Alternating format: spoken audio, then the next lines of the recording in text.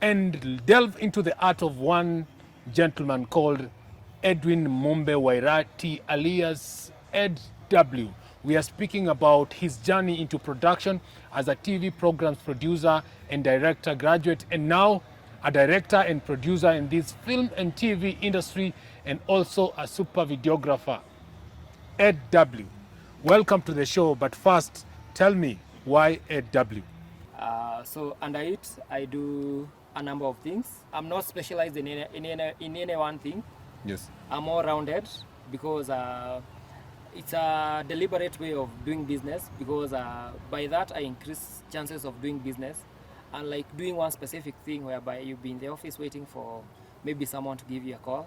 What if you don't get that call, and at the end of the month you have bills to pay? How do you go about it? So I would say I'm a multifaceted kind of an individual, whereby I do cinematography, I do photography, I do live stream, I also do drone work, I do real estate virtual tours. Yeah, and I'm also a media consultant. People call me and they tell me, hey, I want this and this. How do we go about it? Or I have this project. How do I go about it? And from my expertise, I give them a way on how to go about it. Yes, and that's quite a vast expertise and knowledge into this. And you're doing quite a lot. Yeah. And which is good. It expands your reach to clients, because we all into this because we need a coin. Yeah. Now, and that was before you were even admitted into campus. Yes, before I was even admitted into campus, I was doing photography business. So that is how I got into it. And Ed, you and I went to the same school, Yeah. the same year. We sat in the same class. Yeah. We all were evening students. Yeah. And being evening students, the disadvantage is you do not have too much time to access the school infrastructure, Yeah. especially the editing suite and Yeah. the studio, Yeah. because you stay very far and you only go to the school in the evening. Yeah. So, like, understanding the practical aspect of it, because TV programs production is very technical. Yeah. It has a lot of practical, like 80% is practical. Yeah. We used to rely on you during exams and cuts. We used to rely on Ed W during exams and cuts, Yeah. for him to just teach us the basics of editing, because we know nothing. Either you were late, tell us, how did you start CTD production, which is now Ed W Cinematography? Yeah. And how much did you start with? So I even started on production right before I went to right before I was admitted in campus. Yes. So right after high school, I did some manual work, whereby I think I worked for about 6 months, and that is the only place I have been employed. So I saved a bit of some money. Then I bought my first shot camera. It was going for 10,000, and I can tell you for free, Preston, I had to save for about 6 months. Wow. So I'll say it has been a journey. It has been a journey, and it has moved from owning one camera to owning a number of cameras, to owning even some other equipment, because we also hire out camera equipment and accessories to people. Yes. So it has been a journey. It's still a journey. So we are still moving from the first shot camera, maybe to a number of cameras. I will not state the value here. Yes, but those who understand production, you'll Yeah. know that this is an industry where you really invest a lot. Honestly, Yes, a camera is Yeah. equivalent to apart from just doing events and doing all these real estate virtual tours and all that. You've also been into TV production, producing of shows, Yeah. and really coming in as the person providing the infrastructure and as crew. Yes. Interesting. What makes you be different from any other person who's doing videography, to the level that you can do TV shows, you can do big gigs like a live stream of big events, documentaries? Yeah. What makes you stand out? Those in vet services, they're still making money, Yeah. which is very interesting. And we are speaking about Ed making money. Tell us, what are your wins in production as a person who decided, you know what, I'm going to start my own venture. I'm going to start my own brand. I'm going to embrace it. I'm going to grow with it. What are your wins? What are your highlights? On this one, I would want to address the person who stole from my friend, my colleague. Imagine equipment worth 500,000. That is very unfortunate. Yes. So, Mr. Frederick Wafula Wekesa, it's a small world. It's a small world. So, maybe these are my words to you. Hauja escape kabisa. Remember, we have the CCTV footage, and with that, we are going to put it online. And to our viewers, tungewauliza kama mnaweza share hii footage ya Frederick Wekesa Wafula mwenye aliibia a colleague of us equipment yenye iko worth of half an M. It has not been easy for him juu tumekuwa tu na yeye, amekuwa akilipa hiyo equipment. Kuna vile walielewana na mwenye equipment, haijakuwa rahisi. Na since tuko na footage ya huyu jamaa anaitwa Frederick Wafula Wekesa, tunaweza isambaza na nilisikia director wa show ya last time aliofa 30,000. Yes. On top of the 30 Gs, I'm offering another 10,000 extra, 40 Gs kwa msee mwenye ataona huyu jamaa anaitwa Frederick Wafula Wekesa, na tuko na CCTV footage yake. So mwanze guys, kama mnaweza saidia beshte yetu anaitwa Sami kutafuta huyu jamaa, tutashukuru sana. Folks, this is CTD TV. We are at the Kenya National Theatre where everything art happens, and it's a buzz of activities over here. As you can hear the music, it's a day where thespians come to express themselves, to express their art and share. And today we are here to share and delve into the art of one gentleman called Edwin Mombe Wairati, alias Ed W. We are speaking about his journey into production as a TV programs producer and director graduate, and now a director and producer in this film and TV industry, and also a super videographer. Ed W. Welcome to the show, but first, tell me, why Ed W? My official name is Edwin Mombe Wairati.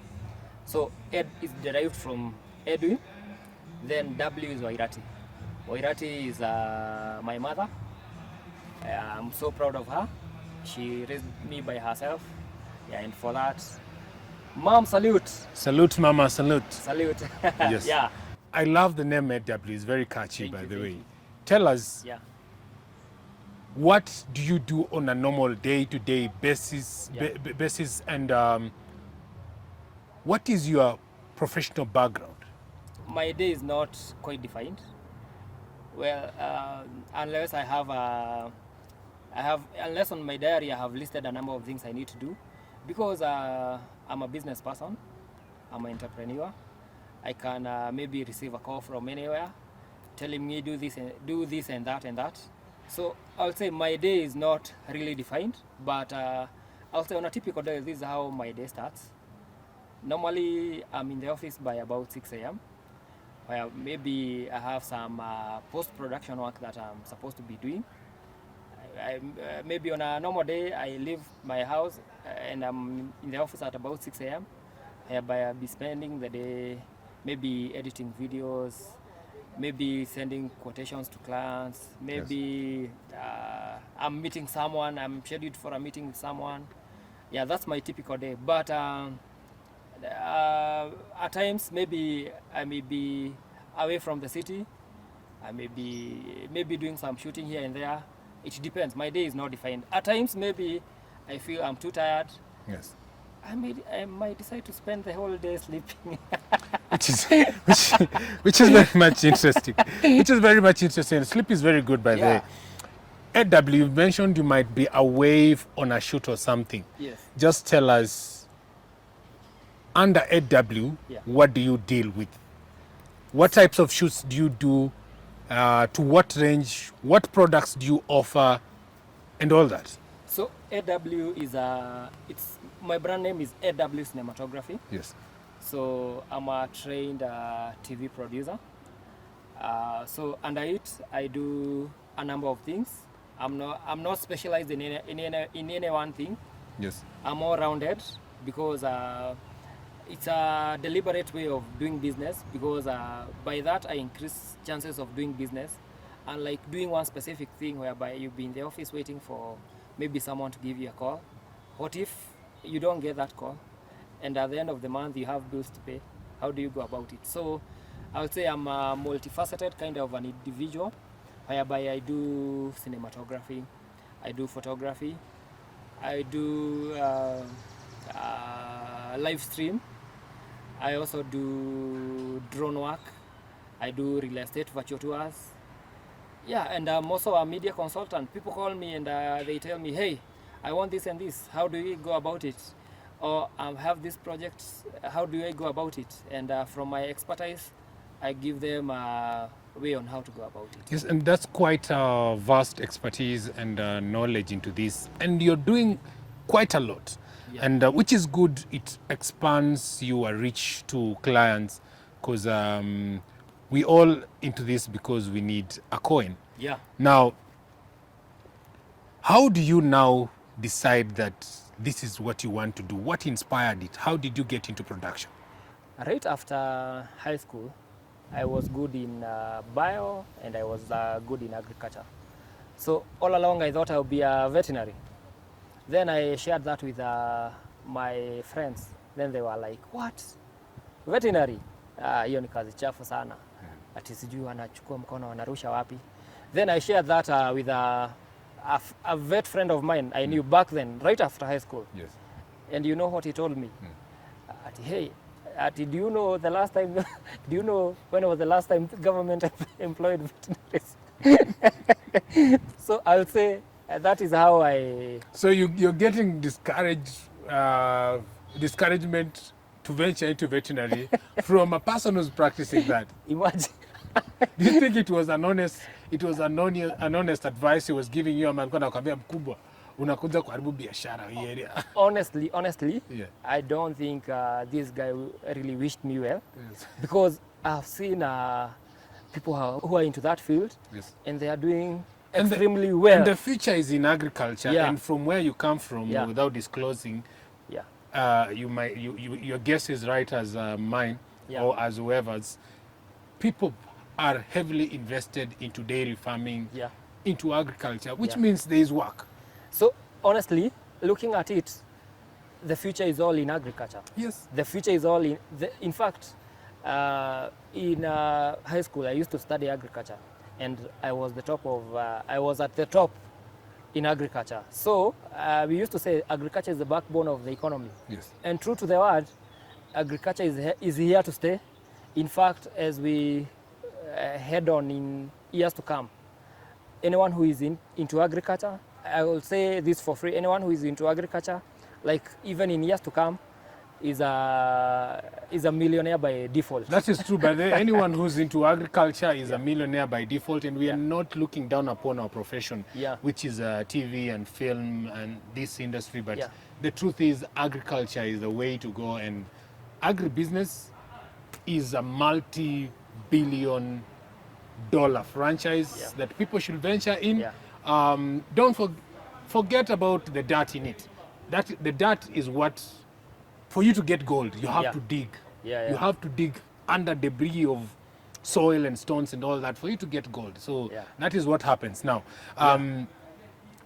you meet this guy, he tells you there's no future in veterinary services. Yes. So when and how do you decide to get into production? How did you... So immediately after high school, I also had fallen in love into production. Yes. I remember this song I saw of Brandy right here.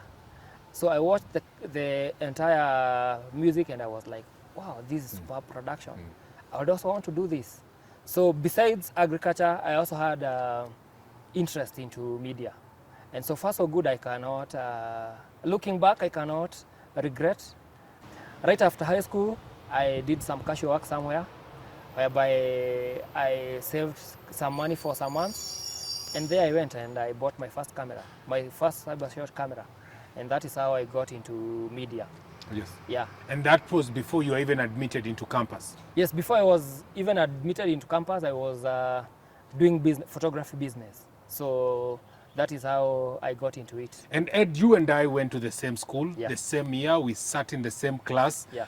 We all were evening students. Yeah. And being evening students, the disadvantage is you do not have too much time to access the school infrastructure, Yeah. especially the editing suite and Yeah. the studio, Yeah. because you stay very far and you only go to the school in the evening. Yeah.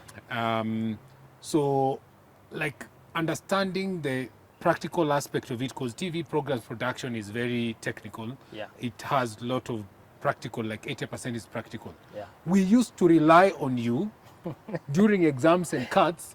We used to rely on Ed W during exams and cuts Yeah. for him to just teach us the basics of editing, because we know nothing. Either you were late for class on the day they were teaching something, so we'd come to you and ask you, hey, tufunze tu kukata man, tufunze tu report delete, tufunze tu export, tufunze tu import, and it would really come through for us.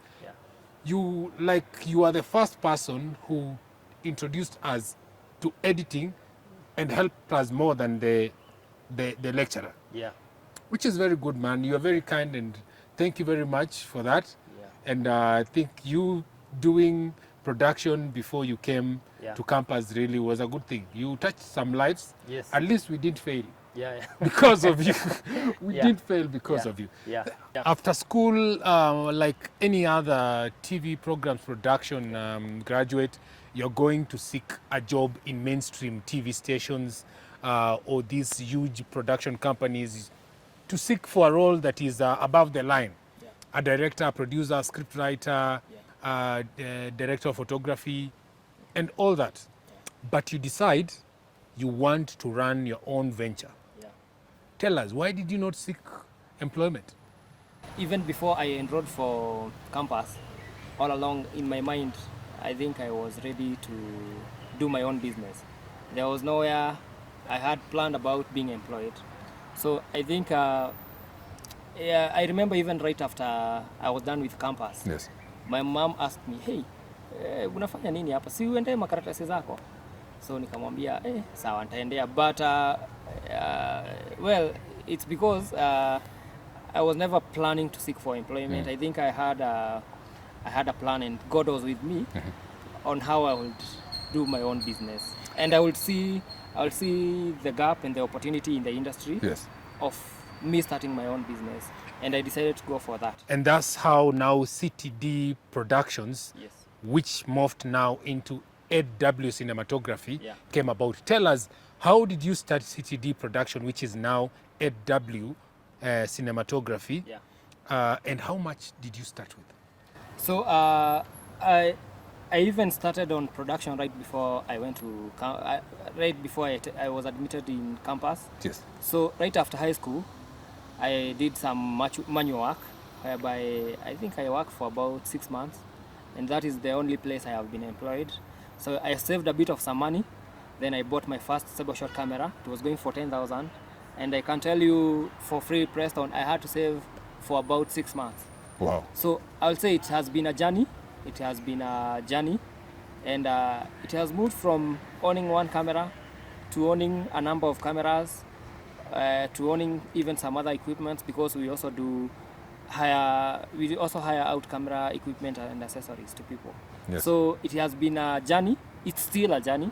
So we are still moving from the first cybershot camera, maybe to a number of cameras. I will not state the value here. Yes, but those who understand production, you'll know that this is an industry where you really invest a lot. Honestly, yes, a camera is an equivalent to a car. Yes, but I just want to now understand how you've been doing this. How you've been doing this, and how gigs have been happening to the level that you even hire crew members to go with you on production. And no, it's not one person, a number of people. So over time, I will say I've built a name for myself. Yes. Because I've done this for a number of years. And through that, I have made some good networks with associates, with clients, whereby at times you find yourself that you're having a number of jobs. So with these associates that I have, so because, for example, let's say it's a gig, it's a wedding. you cannot shoot a wedding by yourself. Yes. Because for most clients, they need videography, they need photography. Yes. So for videography, you need a number of people. Maybe you need three videographers, maybe 2 videographers and 1 drone person. You need photographers, you need assistants. So I've made networks with in the market, Yes. with clients, Yes. with associates. Maybe whenever I'm not working, I'm working for them. Whenever I have my own work, I tag them along. Yes. And that is how we go about doing work. Wow. I'll say I'm well connected, even in the industry. So because you cannot work by yourself, remember it's teamwork. Yes. Yeah. And at Dablew, apart from just doing events and doing all these real estate virtual tours and all that, you've also been into TV production, producing of shows, and really coming in as the person providing the infrastructure and as crew. Yes. Interesting. What makes you be different from any other person who's doing videography to the level that you can do TV shows, you can do big gigs like a live stream of big events, documentaries? Yeah. What makes you stand out? I'm very ambitious as a person. Yes. I think I always see ahead. There are so many opportunities, but remember, for these opportunities, they are not just for yourself. Yes. Like the market right now in the media industry, there are so many of us. Yes. So if there are so many of you, you have to be different. You have to be, so you have, first of all, you have to keep your word. You have to make sure that your work is clean. You have to make sure that even your PR, how you are handling people is different. You have to handle people in a good way and in a right way. So Yes. I'll say it encompasses many things, and to make you that person who is fit for the work. Wow. So to make you the go-to person, you just have to be very ambitious, be very professional, which means you talk to people well, you do a very good work, quality work, and respect deadlines. Yes, and you also have to be positioned. Yes. You have to be strategic. Remember, you also have to be informed, be up to date with the current technology Trends, we yes. have. Yeah. So with all that, it makes you one person whom everyone would want to be associated with. Yes. Yeah. You've spoken about being ahead of the pack in terms of the trends, technological trends in this TV and film industry. I'm sure you had a little taste of then cameras that used to use tape to the ones we are using right now. Yeah. What can you say? Because back in school we'd use tape, and even exporting, just downloading the content, we call it downloading the content will take real time. If you shot for 6 hours, you will sit on the computer for over 6 hours changing tape from tape to export or download the content to your editing suite. But right now it's fast. When you do the comparison, what do you think in terms of even the cameras, the light equipments and all that? I'll say the comparison between back in the day when you used to use tape and right now when you are using cameras that are using cards and cameras that are 1080, cameras that are 4K, I would say the difference is day and night. Because technologically we have really moved. The top-notch cameras that we were using back in the day that we could not even afford. I remember like a Z7, a Z5. So I was going for about 700,000. Yes. And whoever would afford and could even hire it out to you would even give you escorts. It's true that. So I would say technology has really changed. Yes. I would say for the good and for the better, because the change that we have seen in technology has really created even more and more opportunities for those who have decided to move on with it. To embrace it. Yeah, for those who have embraced it. And for those who have not, wamerudi nyumbani, wamerudi kishani. Wako nyumbani wanalima. Ni mavet. If they are vet, they are making money still. We are not discrediting those in vet services. They are still making money, which is very interesting. And we are speaking about Ed making money. Tell us, what are your wins in production as a person who decided, you know what, I'm going to start my own venture. I'm going to start my own brand. I'm going to embrace it. I'm going to grow with it. What are your wins? What are your highlights? Well, I have quite a number of them. I'll say right now I'm into production. Maybe I'm also into entrepreneurship. I've ventured into some other things, and I would say out of production, it has birthed some other businesses. Yes. And I'm really proud of that. So I would say one of my high moments in production, I would say, I remember is a day when is a year when I used to work with World Vision. I would say it was a very interesting affair rather. It was very interesting working with World Vision because apart from maybe the small money that we used to earn, working with World Vision was really different. It's a good exposure and it's a good name on your reel, on your Yes. credits. Yes, I would say it was a good exposure. Juu nakumbuka the first time niliingia kwa ndege nikaenda mpaka hardship area nilikuwa na work na World Vision. Well, I'll say ni exciting because they used to offer me some good money. Like unaenda na World Vision for a whole week, then after you're done with the work you'll be smiling all the way to the bank. So Yes. it was really exciting for working with a company like World Vision. I also remember during COVID time yenye watu walikuwa nyumbani. For me sikuwa nyumbani. I was moving up and about. Sidhani kama kuna mahali sijakanyaga in this country. We were shooting a TV program by the name Zurura. Yes. So I'll say that was another... The travel show. Yeah, the travel show. Yeah.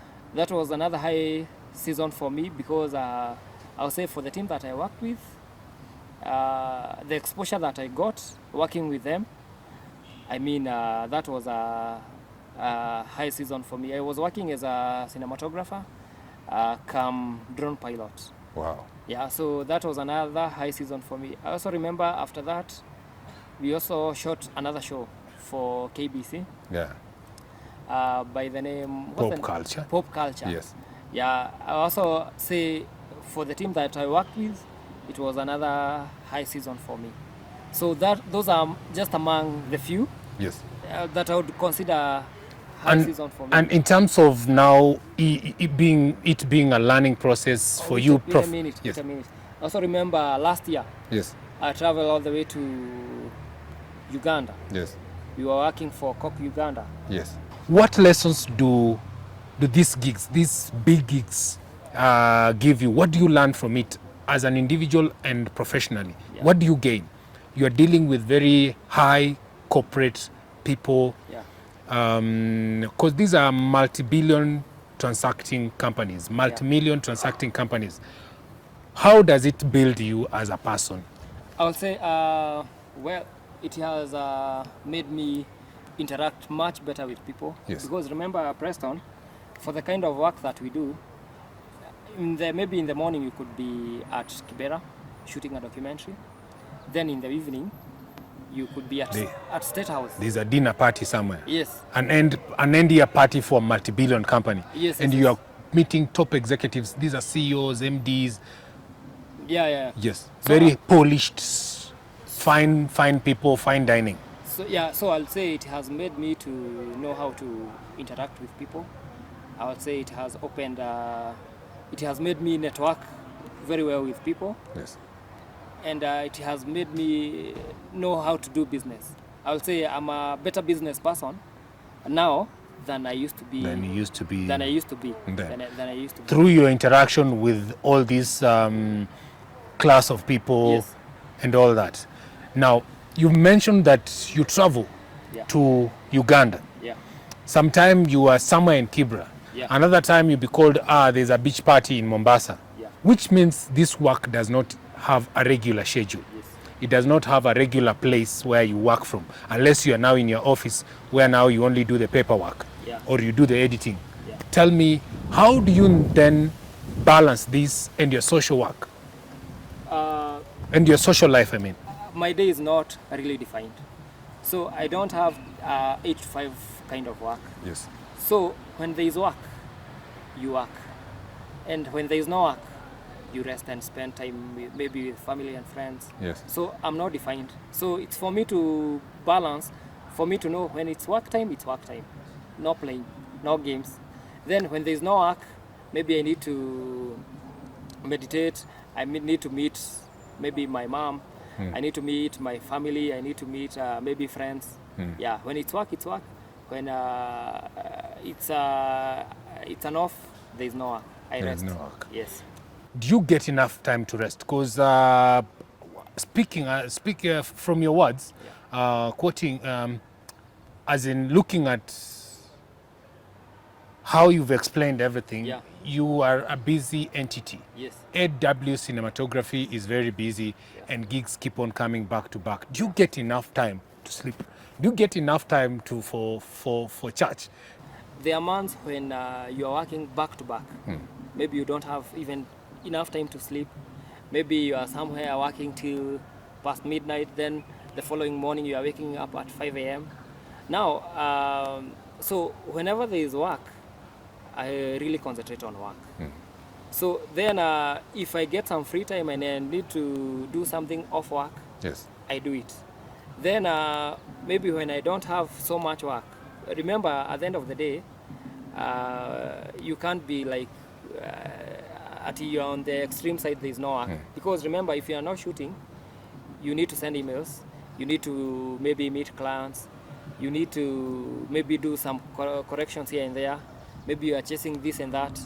So for us, work is not really whenever you are in the, so you can't define work by saying that whenever you're in the field you are working. So you have to find balance of work and maybe some social activities. Do you have low moments? Yes, I have. What, can you list them? Yeah, so I'll say maybe when I was starting my business, remember it's a learning process. Yes. You have so many things on the table. For us, the company policy, the rule is whenever you are done with work, you have to copy the footage, then have a backup. So back in the day, maybe I didn't have enough resources to make sure maybe I had enough hard disks. So back in the day, I never used to back up my work. So I remember there was some time I lost some footage, and it had some work that belonged to a client. So I would say that was one of my very low moments. You can imagine losing some footage that belongs to a client. Yes. How are you going to address such kind of a situation? It's very tough, and especially if it is for an event. Yes. Footage for an event. Yeah. It means all the memories for this person, Yeah. they cannot be redone. Yes. They are gone. And Yes. they trusted you. They gave you money. They called you because they know you can do a good job, or someone put in a word for you. Yes. It means you've even disappointed the person who recommended you. Yeah. Speaking about loss, you've lost equipment, and through hiring out equipment. Yeah. And you mentioned that one of the things you do is you hire equipment to people. Yeah. So tell us about this story. So when it comes to loss, at times in the past I have lost footage Yes. belonging to client, and it was very, very difficult addressing that kind of a situation, because how do you tell a client that you have lost footage? So at the end of the day, it's never a smooth process explaining to the client that you lost some footage. Yes. And many a times it does not end up so well. Yeah. So that is one of my down moments. Yes. When I bought my first camera. So my first camera, it was a PD 170. It was going for about 100,000. So you can imagine you are just right after campus. You are fresh, you don't even have enough money, you are trying to set up everything. Then I remember I bought this camera from someone, Yes. a colleague of mine, maybe he needed to upgrade. Yes. So I bought the PD 170. Do you know, barely a week, it never lasted barely a week. Can you imagine? Can you imagine that? So, and remember this camera. We are laughing, but it's not laughing. It's not laughing matter. Yeah. Okay, 70K. You're just venturing into production. You are fresh from school. Without it didn't last a week. The camera is gone. It never. I'm sorry, man. Yeah. It never lasted a week, and I think that was one of my lowest moments in this kind of work. So, no, the camera was stolen just before we graduated from campus. So I was trying to put things together. So I was really working hard. So, and I didn't have all the cash. So I was loaned for some cash. So I went, I bought the camera. Then someone somewhere was just planning on how they would steal the camera. And remember, it's not just the PD-170 that was stolen. This guy who had the equipment from me also asked me, do you have this other camera? Now that was a video camera. Do you have a still camera? So back in the day, we used to shoot with a Nikon D70. A colleague of mine had it, so I told him, by the way, can you give me the Nikon D70? Let me give you business. So the guy was hiring the camera from you. Yes. He knew he was hiring all the equipment from you. Yes, yes. So I needed to show some professionalism. You have every equipment. I have every. Because you equipment. never tell a client I don't have. Yes, yes, yes, yes. Okay. Now I lost the PD-170. It was going for about 100,000. I lost the Nikon D70.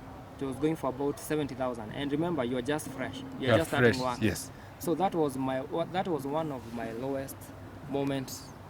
So talking of camera being stolen from me, I would say there have been many attempts of equipment being stolen. Being stolen from you. Yeah, because I remember like last year, there's this guy who attempted to hire a camera from me. He was recommended by someone. Yes. So back when the PD-170 was stolen, I never used to take down records of the person hiring out the equipment. Yes. But since then, I do take records. Yes. Whenever we're hiring out equipment, we do take records. Your Full name, your ID full name, number. Yeah, ID number, blah blah blah. So I remember last year we had 2 attempts of cameras being stolen from us. So, but I'll say for one instance we managed to recover. I would say there were attempts, and even right now, the attempts of people trying to steal cameras from you, and not just for myself, even from some other people. Yes. Yeah, so it's a camera theft syndicate that happens.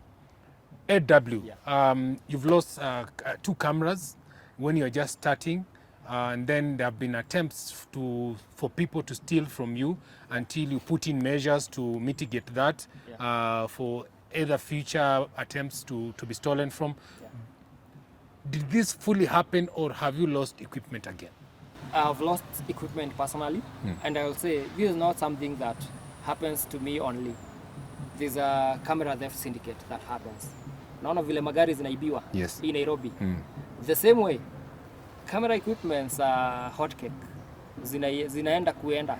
So I'll say apart from the first time I lost the PD-170 along with the Nikon D70, last year I told you there was 2 attempts of people stealing camera equipment from us. But luckily we managed to escape the attempts. But I remember back in 2020 when we were shooting the Zorura show, I told you I was a cinematographer, and I was also doing drone work. So I remember that time we were moving all around in the country. I remember people were not moving about. One particular time we went to coast. So we were shooting, after some work, we were shooting some property. It was like a good show of faith, like a way of saying thank you to the facility that was accommodating us at that particular moment. So I remember there was one time I was doing some drone work. So to cut the long story short, in an interval of 1 week, I lost 2 drone cameras. One sank at water fountain where I was shooting a property.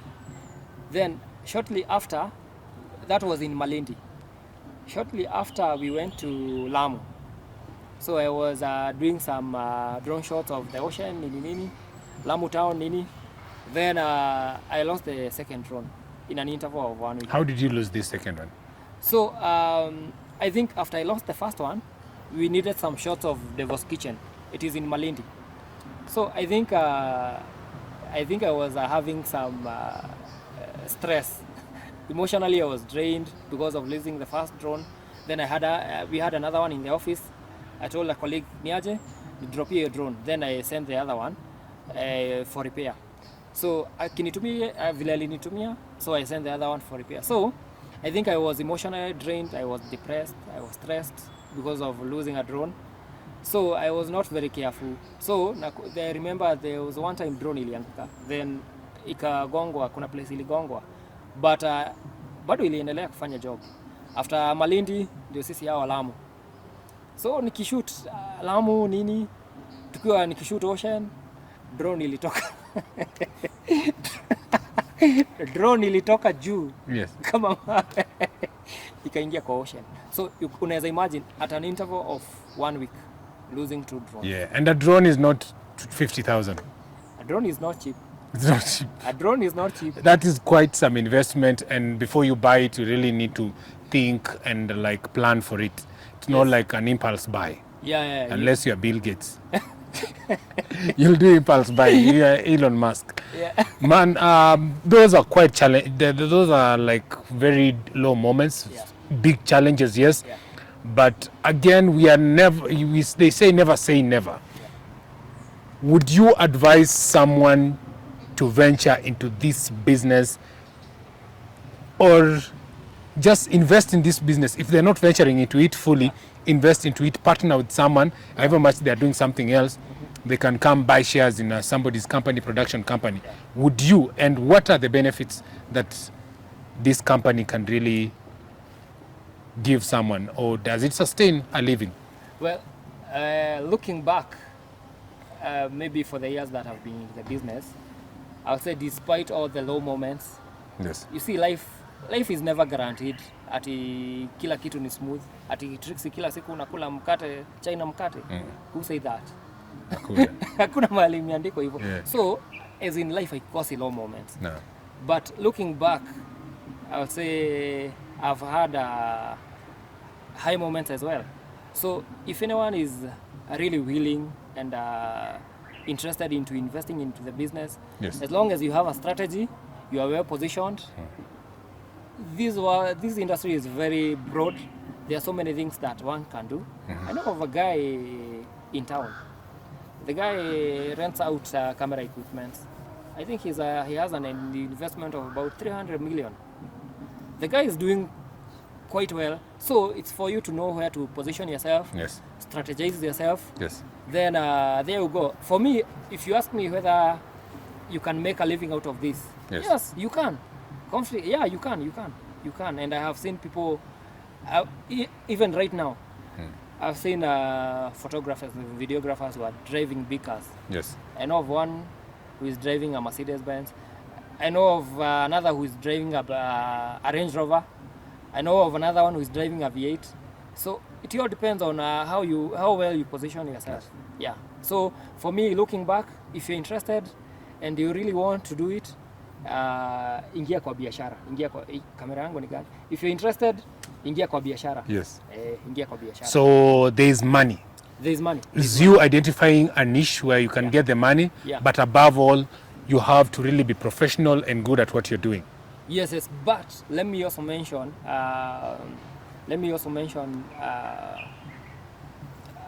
Well, there's everything that has anything that is good has the bad side of it. Yes. So don't look into the money.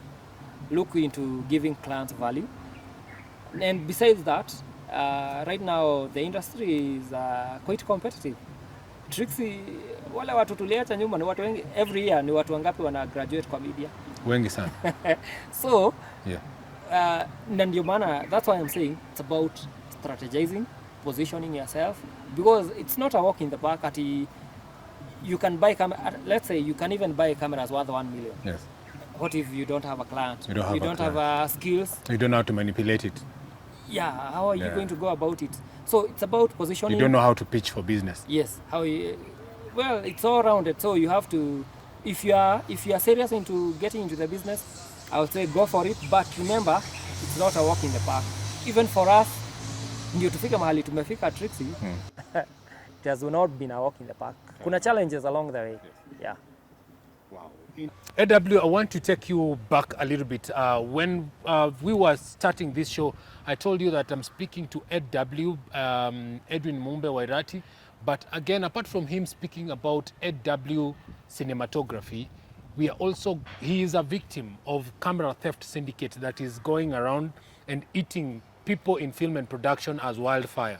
Now, G-Money, I call him G-Money, that is, we used to call him that in school, but we never call him that right now. And if you've been keen enough, he's been calling me Trixie, that is a nickname from campus again. But here we are, he's Edwin Mumbe, and Preston Jane. Now, you hired equipment to someone. Yeah. And that person was a victim of camera theft syndicate. A whole full camera gear. Yeah. Tell us something about it. Well, I'll say, yeah, for the last episode you did, Yes. yeah, there's a very good friend of mine, Sammy. Unfortunately, yeah, he went for work, and equipment worth of 500,000 was stolen from him.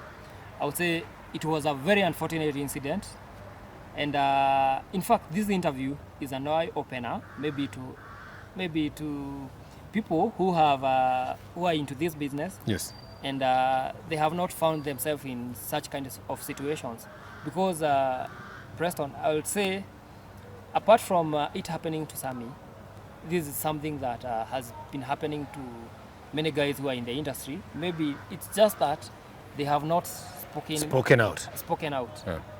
On that incident, I was very sorry for my friend for what happened to him. And I will say this, on this one, I would want to address the person who stole from my friend, my colleague. Imagine equipment worth 500,000. That is very unfortunate. Yes. So, Mr. Frederick Wafula Wekesa, it's a small world. So, maybe these are my words to you. Hauja escape kabisa. Remember, we have the CCTV footage, and with that we are going to put it online. And to our viewers, tungewauliza kama mnaweza share hii footage ya Frederick Wekesa Wafula mwenye aliibia a colleague of us equipment yenye iko worth of half an M.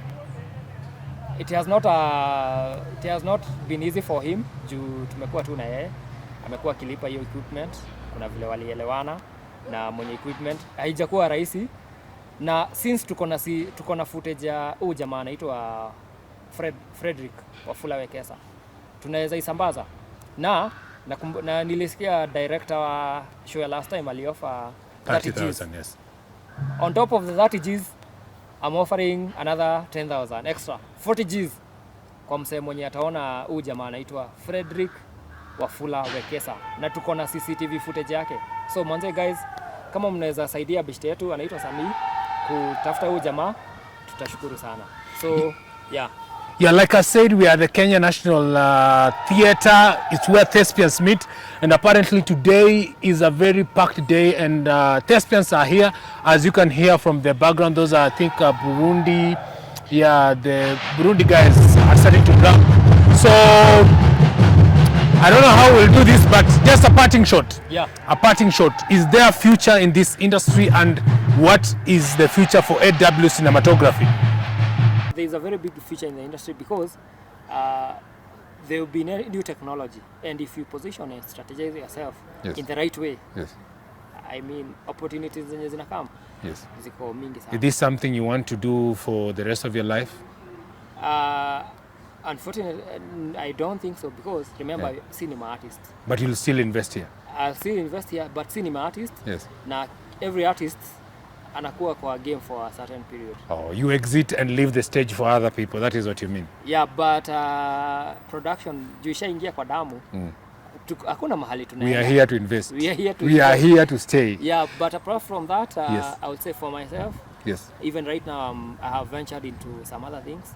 I'm not just into production. Yes. Juu kumbuka pia tuna need pesa. We really need money. So pesa lazima tutafute. Besides production, Yes. lazima to invest bana. So sawa. Lazima to invest. So interesting. That is it from Ed W Cinematography, the proprietor of Ed W Cinematography, Edwin Mumbe Wairati, alias Ed W. Thank you very much for gracing our show today. It has been quite some good time. I hope next time you'll consent to having a sit down where we talk about how now every equipment in production is ideal